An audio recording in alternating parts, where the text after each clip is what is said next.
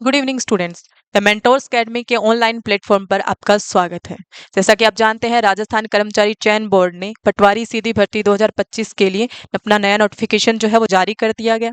इस नोटिफिकेशन में अपने अगर कुछ विशेष बातें देखें तो ये भर्ती जो आपकी आई है वो कुल 2020 पदों के लिए आई है, जिसमें 1733 पद जो है वो गैर अनुसूचित क्षेत्र के लिए है और 287 पद जो है वो अनुसूचित क्षेत्र के लिए है।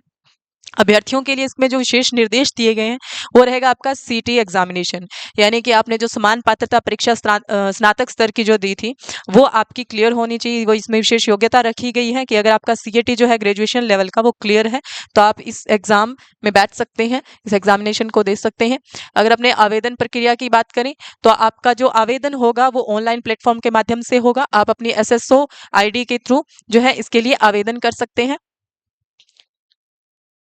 लेकिन रजिस्ट्रेशन के समय आप विशेष सावधानियां रखें। आपका ओटीआर जो है वो कंप्लीट होना चाहिए। आप जब इसके लिए आवेदन करते हैं तो आपका वन टाइम रजिस्ट्रेशन होना चाहिए। ठीक है, इसके लिए आपका जो पंजीयन शुल्क जो रहता है वो आपका रहेगा अलग अलग वर्गों के लिए अलग अलग निर्धारित किया गया है। इसमें जैसे जनरल कैटेगरी के जो है उनके लिए, उन आवेदकों के लिए इसकी जो फीस रहेगी वो 600 रुपये रहेगी। और जो अन्य पिछड़ा वर्ग है, अति पिछड़ा वर्ग है या आर्थिक रूप से कमजोर वर्ग के, अनुसूचित जाति के, अनुसूचित अनुसूचित जनजाति से हैं, उनके इसकी जो फीस रहेगी वो आपकी 400 रुपये रहेगी। जो दिव्यांगजन आवेदक हैं उनके लिए भी इसकी जो फीस रहेगी वो आपकी 400 रुपये रहेगी। ठीक है, एक बार इसका जो आपका ओटीआर हो वो जमा करवा चुके जो अभ्यर्थी हैं उनसे इनका दोबारा कोई शुल्क नहीं लगेगा। इसके बाद इनके जिलेवार रिक्त पदों का आपको वर्गवार आरक्षण दिया हुआ है कि कौन से जो है जिले में कितने पद जो है इसके हैं, किस तरह से भरे जाएंगे। तो अगर इनकी बात करें तो भीलवाड़ा में सबसे ज्यादा पदों को भरा जाएगा। इसमें 110 पद हैं भीलवाड़ा के लिए। बाकी आप देख सकते हैं इसमें अलग अलग जिलों के अलग अलग दिए गए हैं। वो आपके गैर अनुसूचित क्षेत्र के थे। ये आपके अनुसूचित क्षेत्र के हैं, जिनमें बांसवाड़ा, डूंगरपुर, चित्तौड़गढ़ के लिए अगर इनमें बात करें तो सबसे ज्यादा यहाँ प्रतापगढ़ के रहते हैं। ठीक है, उसके बाद बांसवाड़ा, डूंगरपुर, बांसवाड़ा के।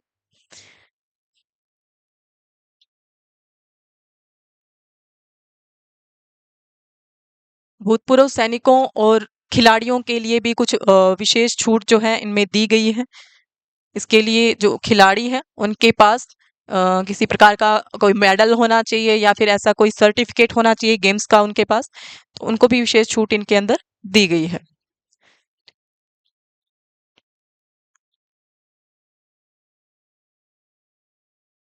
अगर वेतनमान की अगर अपने बात करें तो यहाँ पे पटवारी के लिए जो पे मैट्रिक्स लेवल रहेगा वो L5 का रहेगा, यानी लेवल 5 का पे मैट्रिक्स यहाँ पे दिया है। ठीक है, इसके बाद इसकी पात्रता और शैक्षणिक योग्यता की अगर अपने बात करें तो स्नातक परीक्षा उत्तीर्ण होना चाहिए, यानी कि स्टूडेंट के जो है ग्रेजुएशन जो है वो कंप्लीट होनी चाहिए या इसके समकक्ष कोई अन्य परीक्षा जो है उनकी उत्तीर्ण होनी चाहिए। नॉर्मली अपने कह सकते हैं कि ग्रेजुएशन आपकी कंप्लीट होनी चाहिए। इसके अलावा जो सीईटी आपको बताया था कि समान पात्रता परीक्षा जो आपकी सीईटी है वो आपकी क्लियर होना जरूरी है इसके लिए। इसके अलावा आपके पास कंप्यूटर का कोर्स जो है उसका कोई सर्टिफिकेट होना चाहिए, स्पेशली जैसे RSCIT इसमें मांगा गया है। तो RSCIT या अन्य कोई कंप्यूटर कोर्स जो है उसका डिप्लोमा या सर्टिफिकेट आपके पास होना चाहिए।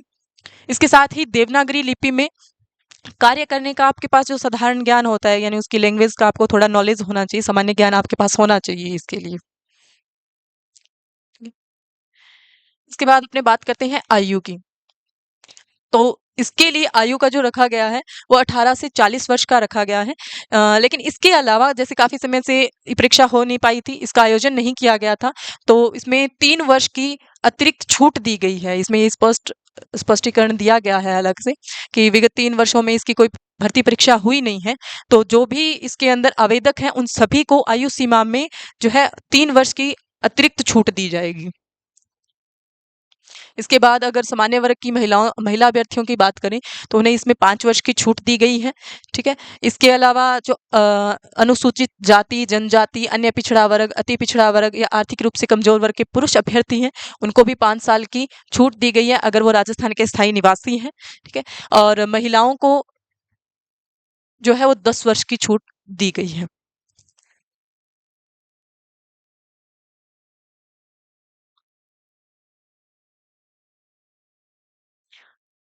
इसमें आपका ओटीआर होना जरूरी है। अगर आप एक बार ओटीआर करवा लेते हैं तो आपको पंजीकरण जो शुल्क है, अपना आवेदन के लिए जो फीस है, वो नहीं देनी पड़ेगी। अब बात करते हैं अपने परीक्षा के आयोजन की। तो इसकी जो परीक्षा का आयोजन है वो मई में प्रस्तावित है आपका, 2025 मई, लगभग 11, इसमें तो 11/5/2025 का बोला गया है। इसमें मतलब आयोग जो है अपने हिसाब से फेरबदल कर सकता है, लेकिन अभी के लिए 11/5/2025 इसके लिए प्रस्तावित है।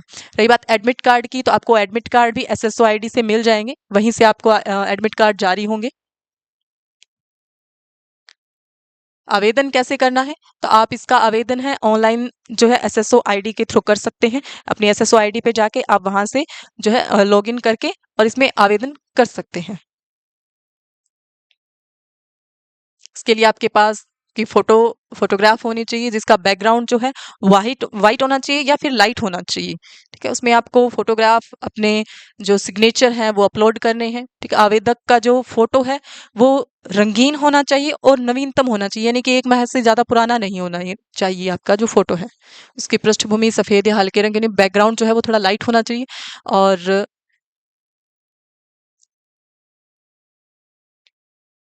आपकी जो फोटो है वो जेपीईजी में होनी चाहिए, जिसकी साइज आपकी 3.5 सेंटीमीटर से 4.5 सेंटीमीटर आपकी ये होनी चाहिए। आपकी इसमें जो फोटो सिग्नेचर लगते हैं वो दोनों ही जेपीजी फाइल के रूप में ही लगते हैं, इसी प्रारूप में लगते हैं। ठीक है,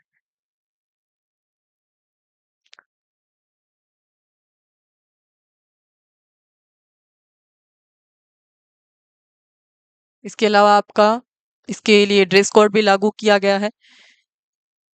उस ड्रेस कोड को ध्यान में रखते हुए परीक्षा के समय इस चीज़ का विशेष ध्यान रखें। जब आप परीक्षा देने जाते हैं तो ड्रेस कोड का ध्यान रखें। वहां पे जाकर अक्सर स्टूडेंट्स को परेशानियों का सामना करना पड़ता है।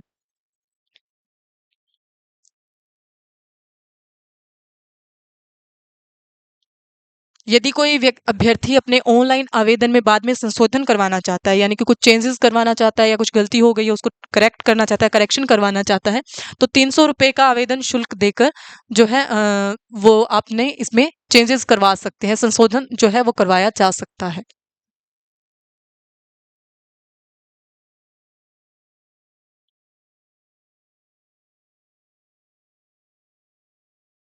इसके लिए एक निश्चित समय है, उसके बाद इसमें कोई संशोधन जो है नहीं किया जाएगा। इस बार श्रुत लेखन की जो सुविधा है वो इसमें नहीं दी गई है।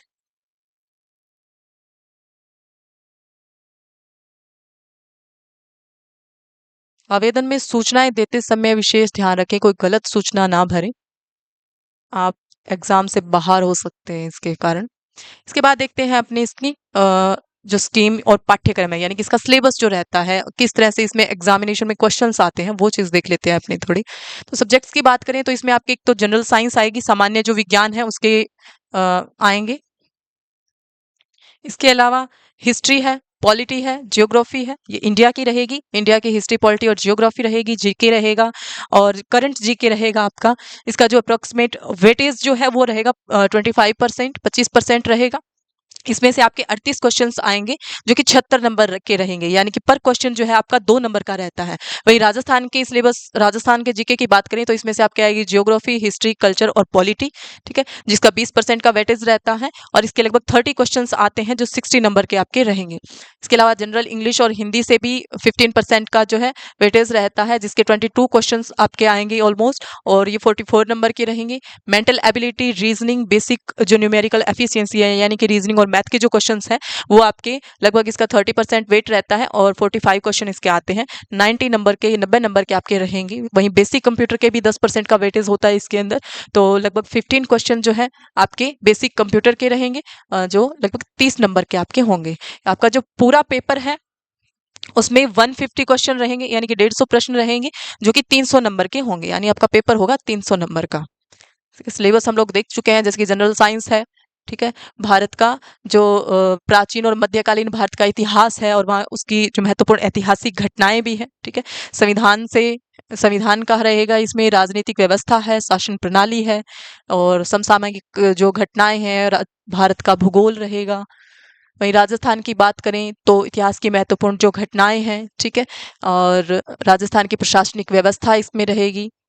राज्यपाल, राज्य विधानसभा, ठीक है, उच्च न्यायालय हो गया, राजस्थान लोक सेवा आयोग, जिला प्रशासन, तो ये चीजें इसमें रहेगी। अगर वहीं अपने कल्चर की बात करें तो लोक कला, चित्रकला, हस्तशिल्प जो है, मेले त्योहार है, राजस्थानी संस्कृति है, तो इनसे इसमें आपके विशेष क्वेश्चन जो आएंगे। राजस्थान के प्रमुख व्यक्तित्व, वही हिंदी की बात करें, वही आपका जो हिंदी का सिलेबस मोस्टली रहता है बेसिक, जैसे कि संधि है, समास है, प्रत्यय, उपसर्ग है, ठीक है, शब्द शुद्धि है, वाक्य शुद्धि है, पर्यायवाची और विलोम शब्द है, मुहावरे, लोकोक्तियां हैं। तो इसमें विशेष जो आएगा अलग से अपने बात करते हैं, तो पारिभाषिक शब्दावली जो है ये इसमें जोड़ी गई है काफी टाइम से।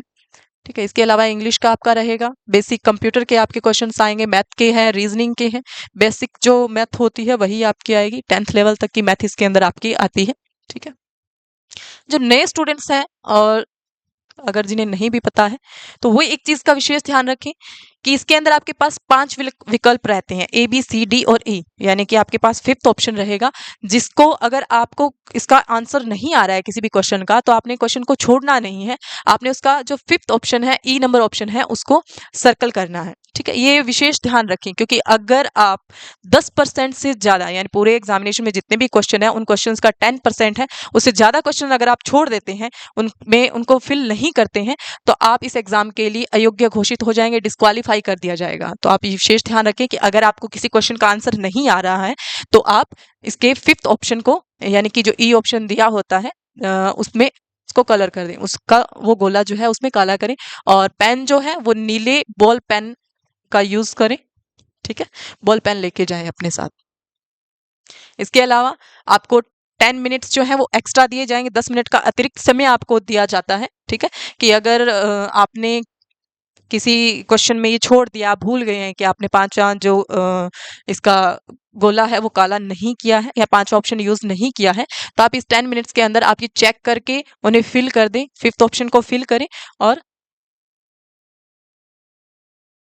डिस्क्वालीफाई होने से बचें। ठीक है स्टूडेंट्स, ये था अपना पटवारी का नोटिफिकेशन और उसका सारी डिटेल्स। आशा करते हैं आप इसके लिए अच्छी तैयारी करेंगे।